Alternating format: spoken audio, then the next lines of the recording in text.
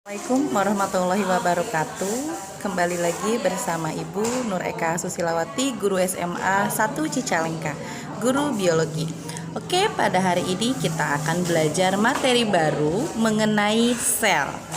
Sel kita akan bahas di kelas 11 di semester 1. Baiklah, lihat pada tampilan layar di HP Anda. Kita lihat apa itu sel ya. Jadi apa yang kalian ketahui tentang sel dan yang menyusun organel sel? Baiklah, kita mulai. Jadi sel itu adalah bagian terkecil dari makhluk hidup. Jika kalian lihat di gambar, sel yang memiliki hubungan yang sama akan membentuk sebuah jaringan. Jaringan dengan memiliki tujuan sama akan membentuk organ. Kemudian organ akan membentuk sistem organ dan berakhir pada individu atau makhluk hidup tertentu. Nah, kemudian kita masuk kepada materi selanjutnya. Nah, bisa kalian lihat di sini sejarah tentang sel. Sel ditemukan pertama kali oleh Robert Hooke ya. Robert Hooke pada tahun 1665.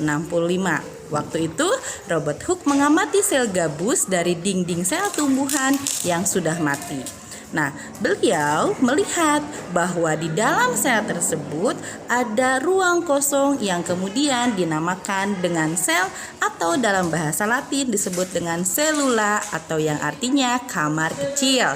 Nah, kemudian teori tersebut juga dikuatkan oleh teori pada tokoh yang lainnya, yaitu Anthony van Leeuwenhoek, menjadi orang pertama kali melihat sel hidup dari alga Spirogyra dan bakteri yang menggunakan mikroskop sederhana pada tahun 1674. Sejak itu, para ilmuwan di seluruh dunia berlomba-lomba untuk melakukan percobaan tentang sel. Perlu kalian ketahui bahwa sel memiliki ukuran sangat kecil. Ya, ukuran sel berdiameter antara 1 sampai 100 mikrometer dengan volume berkisar antara 1 sampai 1000 miometer.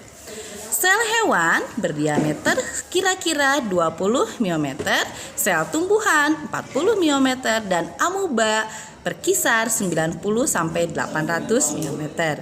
Dan sel alga yang besar ukurannya sampai 50.000 miometer atau 50 milimeter.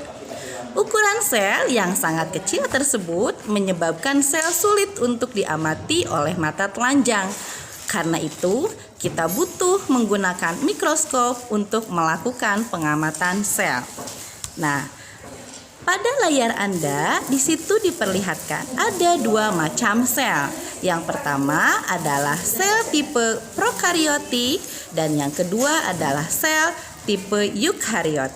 Nah, contoh dari sel tipe prokariot adalah pada Monera. Prokariot berasal dari kata pro dan karyon. Pro artinya sebelum, karyon artinya inti. Jadi sel prokariotik ini merupakan sel yang belum memiliki nukleus atau tidak memiliki membran inti yang memisahkan materi genetik di inti sel dengan bagian sel lainnya. Materi genetiknya atau DNA-nya pada sel prokariotik nampak terkonsentrasi pada suatu tempat yang disebut dengan nukleus. Nah, selanjutnya kita masuk ke sel eukariotik. Nah, eukariotik ini berasal dari bahasa Yunani, yaitu eu yang artinya sebenarnya dan karyon artinya inti. Merupakan sel yang memiliki nukleus yang sebenarnya atau materi genetik disebut dengan DNA yang dibungkus oleh membran inti. Nah, jika kalian lihat, sel eukariotik ini adalah pada sel hewan, sel tumbuhan, dan alga. Nah, kita lanjutkan pada komponen kimiawi yang menyusun sel. Nah, kalian lihat pada tampilan tabel berikut, ini adalah unsur dan senyawa kimiawi makhluk hidup. Penyusunnya yaitu ada air, karbohidrat, protein, lemak, dan mineral. Nah, pada tabel yang kalian lihat, di sini ada contoh-contoh dari komponen sel yang menyusun jenis-jenis makhluk hidup. Ada manusia, ayam, jagung, beras, bayam, dan ragi. Kalian bisa lihat sendiri bagaimana perbandingan dari komponen penyusun sel tersebut. Baiklah, untuk pembelajaran hari ini kita sampai pada komponen kimiawi sel. Untuk pertemuan selanjutnya kita akan lanjutkan pada organel sel dan fungsi dari masing-masing organel sel. Demikianlah pembelajaran hari ini. Terima kasih banyak. Wassalamualaikum warahmatullahi wabarakatuh.